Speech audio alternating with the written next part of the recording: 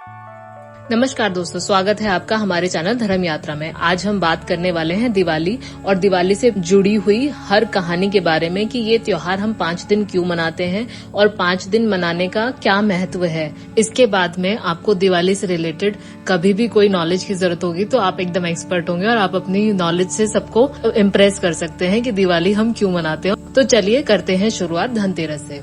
धनतेरस का त्योहार लक्ष्मी के समुद्र मंथन से उत्पन्न होने के कारण मनाया जाता है। इस दिन भगवान धन्वंतरी, जो कि स्वास्थ्य और औषधि के देवता हैं, इनकी जयंती के रूप में भी मनाया जाता है। इसके साथ ही एक पौराणिक कथा भी जुड़ी हुई है, जहां पर हम यमदीप के अनुष्ठान के बारे में बात करते हैं।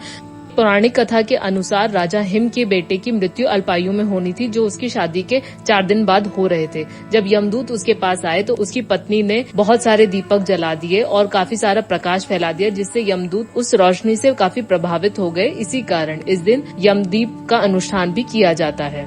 छोटी दिवाली को काफी नामों से जाना जाता है, जैसे कि रूप चौदस, भूत चौदस, काली चौदस और नरक चतुर्दशी। नरक चतुर्दशी इसलिए कहा जाता है क्योंकि दक्षिण भारत में इसे भगवान कृष्ण द्वारा नरकासुर का वध करने का दिन के रूप में मनाया जाता है। पूर्वी भारत में, खासकर पश्चिम बंगाल में, इस दिन देवी काली की पूजा होती है। लोग भूत प्रेत से रक्षा करने के लिए मंत्र पढ़ते हैं। इसके अलावा रूप चौदस पर देवी पार्वती ने सुंदरता के लिए विशेष स्नान और उपटन की परंपरा शुरू करी थी, इसीलिए इस दिन को रूप चौदस भी कहा जाता है। आइए अब बात करते हैं मुख्य दिन यानी दिवाली की। दिवाली जब आती है तो सबको पता चल जाता है कि राम जी अपने 14 साल के वनवास को पूरा करके आए थे। इसलिए अयोध्या में खुशी मनाने के लिए अयोध्या को बहुत अच्छी तरह से सजाया जाता है। इसी कारण हम दिवाली मनाते हैं। लेकिन सिर्फ दिवाली इस कारण से नहीं मनाई जाती है। दिवाली मनाने के और भी कारण हैं, जैसे कि इस दिन लक्ष्मी जी और विष्णु जी की शादी होना सुनिश्चित हुआ था। इस दिन देवी लक्ष्मी ने भगवान विष्णु को अपने पति के रूप में चुना था। पांडवों की वापसी। दिवाली वह दिन है जब पांडव जुए में हारने के बाद 12 वर्ष के वनवास के बाद हस्तिनापुर लौटे थे। सिख धर्म में भी इसका काफी महत्व है। इस दिन सिख धर्म के लोग गुरु गोविंद की रिहाई का दिन काफी हर्षोल्लास से मनाते हैं। जैन धर्म में भी इसका काफी महत्व है। इस दिन महावीर के निर्वाण की वर्षगांठ भी मनाई जाती है। गोवर्धन पूजा, जो कि दिवाली के अगले दिन मनाया जाता है। इस दिन भगवान कृष्ण ने गोवर्धन पर्वत को उठाने की याद में मनाया जाता है, जब उन्होंने वृंदावन वासियों को इंद्र के गुस्से से बचाया था।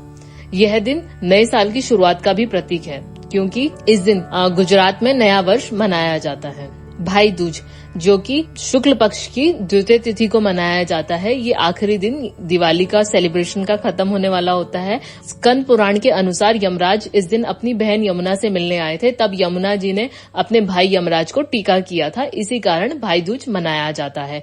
और कथाओं के अनुसार इस दिन भगवान कृष्ण नरकासुर का वध करने के बाद अपनी बहन सुभद्रा से मिलने आए थे, इसलिए इस दिन माथे पर तिलक लगाकर वो एक दूसरे का सम्मान भी प्रकट करते हैं।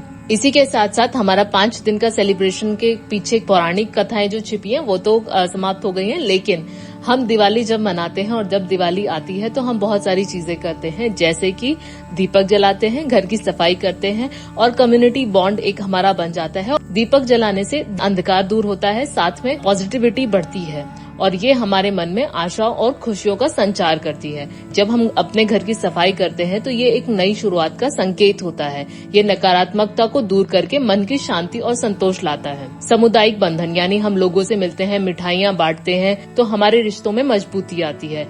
तो दोस्तों, दिवाली का यह त्योहार केवल रोशनी का नहीं बल्कि हमारे भीतर की सकारात्मकता का भी प्रतीक है। तो याद रखें, जब इस बार दीपक जलाएं, कि हमें सिर्फ दीपक नहीं जलाना है बल्कि हर दीपक के साथ अपने मन की नकारात्मकता को भी दूर करना है। और इस दिवाली पे संकल्प करना है कि हम सिर्फ रोशनी नहीं फैलाएंगे बल्कि अपने चारों ओर और अपने मन और विचारों में भी शुद्धता लाएंगे और पॉजिटिविटी लाएंगे। इस बार जब हम इस पर्व को मनाएंगे तो याद रखेंगे कि हम नेगेटिविटी को कोई स्थान नहीं देंगे। तो चलिए करते हैं नई शुरुआत इस दिवाली के साथ। आप सभी को दिवाली की ढेर सारी शुभकामनाएं। अगर आपको ये वीडियो पसंद आई हो तो कृपया इसे ज्यादा से ज्यादा शेयर करें, ताकि सबको दिवाली के त्योहार का असली मतलब पता चले। जय श्री कृष्णा। फिर मिलेंगे अगली वीडियो में।